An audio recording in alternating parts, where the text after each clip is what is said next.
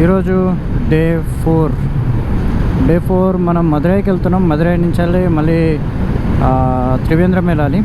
మదురైకి అయితే మనం ఇంకొక 40 or 30 కిలోమీటర్స్ డిస్టెన్స్లో ఉన్నాం. మనం ముంగట వెళ్తున్నారు కదా, వాళ్ళు కూడా లాగర్స్ అనుకుంటాం. మేబీ వాళ్ళని అడుగుదామంటే లాంగ్వేజ్ ప్రాబ్లం, వాళ్ళకి మన లాంగ్వేజ్ రాదు, మనకి వాళ్ళ లాంగ్వేజ్ రాదు. సో అందుకని చెప్పేసి నేను ఏం అడగట్లేదు. మైక్ అయితే వేరే దగ్గర సెట్ చేసిన. ఇప్పుడైతే విండ్ నాయిస్ కొంచెం ఎక్కువ వస్తుంది, కొంచెం అడ్జస్ట్ చేసుకోండి కొత్త మైక్ కొనేదాకా. అండ్ ఎడిట్ ఎక్విప్మెంట్స్ కూడా అంత ఎక్కువ లేవు మా దగ్గర. అయితే బడ్జెట్ అయితే ప్రజెంట్ తక్కువ. ట్రై చేస్తాం అక్కడికి వెళ్ళినాక. అయితే కేరళ అయితే పక్కా ఉంటుంది, బట్ త్రివేంద్రం నుంచి వెళ్ళి కన్యాకుమారి అనుకున్నాం. బట్ బడ్జెట్ ప్రాబ్లం వల్ల కన్యాకుమారి పోతామా లేదా అనేది అక్కడికి వెళ్ళినాక డిసైడ్ అవుతాం. అక్కడ డిసైడ్ అయ్యి అక్కడ నుంచి రిటర్న్ హైదరాబాదా ఇంకెక్కడికైనా వెళ్ళాలా, అది మా బడ్జెట్ని బట్టి ఉంటుంది. కేరళలో కొనేది ఉంది, అంతా తీసుకున్న తర్వాత చూద్దాం. ప్రజెంట్ అయితే మనం మదురైలోకి ఎంటర్ అయిపోయినాం. మొత్తం టోటల్గానైతే ఎంటర్ కాలేదు. ఈ రూట్ అవుపిస్తుంది కదా, ఈ రూట్లోకి వెళ్ళి స్ట్రైట్గా వెళ్ళిపోవాలి. మేబీ ఒక 4 kilometers దాకా ఉంటుంది. ఇదంతా మదురై కిందికే వస్తుంది. బట్ మనం టెంపుల్ దాకా వెళ్ళాలంటే మాత్రం 5 kilometers దాకా ట్రావెల్ చేయాలి. మేబీ ఒక్క టీఎస్ బండి కూడా అవపడట్లేదు మొత్తం. అయినా తమిళనాడుకి వచ్చి తమిళనాడు బండిలు ఎక్స్పెక్ట్ చేయాలి, కానీ టీఎస్ బండిలు ఎక్స్పెక్ట్ చేస్తే ఎలా? కానీ ఎంతైనా మన బండి ఒకటి ఒప్పిస్తే మాత్రం అది వేరే ఉంటుంది ఆ ఫీలింగ్ కదా. ఫుల్ అంటే ఫుల్ ట్రాఫిక్ ఉంది. పైన ఎండ ఒక భీమాశంగా ఉంది. ఎండ ఎంత దారుణంగా ఉంది తెలుసా. దెబ్బకి డిహైడ్రేట్ అయిపోతాం చాలా ఉంది. ముంగట ఆటో ఉందా, నేను అక్కడి నుంచి ఆటో పెట్టక ముందుకు ఆడు బండి పోనీసాం అనుకున్నా. వెనక నుంచి సడన్గా వచ్చేసి ఇగో అట్లా ఆటో పెట్టేసిండు. మొత్తానికైతే మదురై సిటీ లోపలికి ఎంటర్ అయిపోయినాం. టెంపుల్కి నాకు తెలిసి ఇంకొక 1.5 kilometer రేంజ్లో ఉండదు.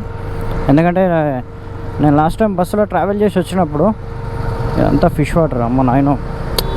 లాస్ట్ టైం నేను బస్సులో ట్రావెల్ చేసి వచ్చినప్పుడు ముంగట మీకు బ్రిడ్జ్ అవుపిస్తుంది ఎవరికైనా. ఆ బ్రిడ్జ్ కానించాలి, లెఫ్ట్ కొట్టి స్ట్రైట్ వెళ్ళాలి. ఒక సిగ్నల్ వస్తుంది, సిగ్నల్ నుంచి మేబీ రైట్ తర్వాత మళ్ళీ ఒక లెఫ్ట్ వెళ్ళి స్ట్రైట్కి వెళ్తే వెస్ట్ గోపురం అనుకుంటా, ఈస్ట్ గోపురమో వెస్ట్ గోపురం, ఆ గోపురం కాడికి వెళ్తుంది.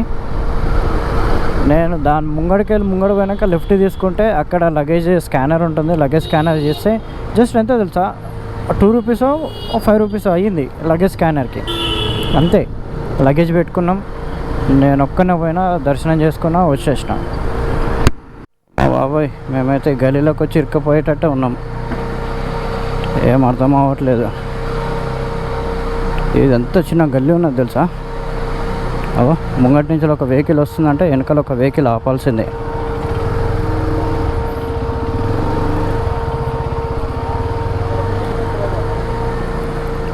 ఎంత దారుణంగా ఉంది తెలుసా. ఇక్కడ గల్లీలో ఇంత చిన్న ఉన్నాయంటే ఇరుకు జరుగు కాక గన్లకు పోవాలరా, అదే అంటున్నా. ఎందుకంటే అమ్మయ్యా ఆడ బ్యారిగేట్స్ ఉంటాయి రా, లోపల పోనీయరు. బ్యారిగేట్స్ ఉంటాయి రా, ఆడ లోపల పోనీయరు.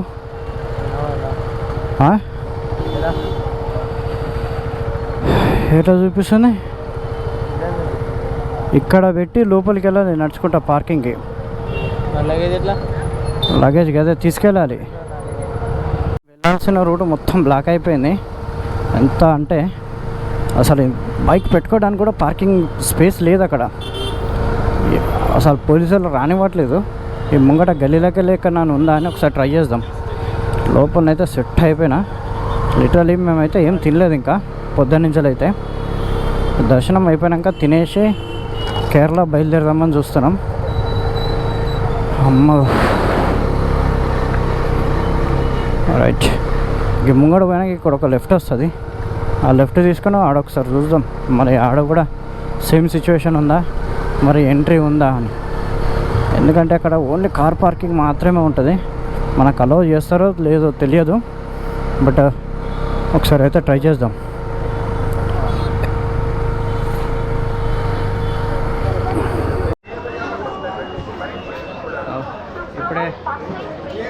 మీనాక్షి టెంపుల్ దర్శనం అయిపోయింది. నా లగేజ్ బాయ్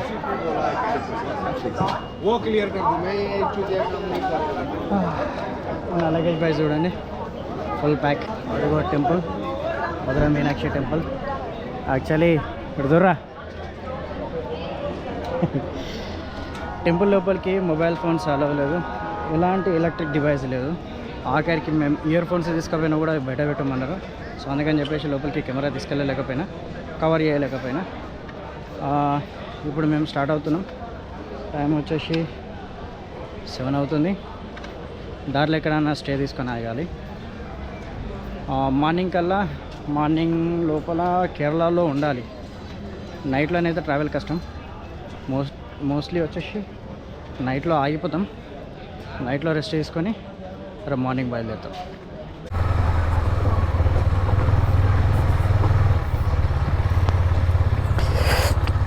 మొత్తానికైతే మధురై నుంచి స్టార్ట్ అయిపోయినాం.